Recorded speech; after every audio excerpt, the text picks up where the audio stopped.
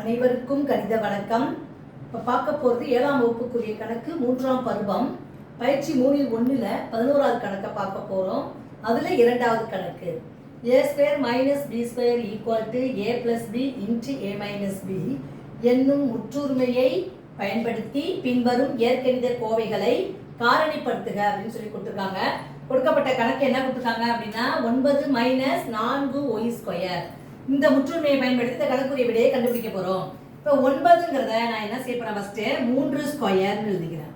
3² என்பது 9 minus 4y² இருக்கா, அந்த 4 எதோட எழுதியது வர்க்கமூலம் 2 உடைய 2² 4 வந்து 2² y² எழுதிட்டேன்.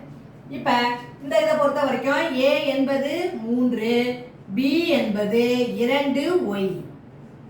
இப்போ நம்ம ஆன்சர் என்ன போட போறோம், 3² - 2² y² போட்டனா இப்போ a + b. a என்பது என்னது 3 + 2y, b என்பது இன்டு a - b இருக்கு 3 - 2y. இந்த கணக்குக்குரிய விடை வந்து என்ன கிடைச்சிருக்கு, 3 + 2y இன்டு 3 - 2y காரணிப்படுத்தி எழுதி இருக்கிறேன் முற்றுரிமையை பயன்படுத்தி. புரிஞ்சுங்களா?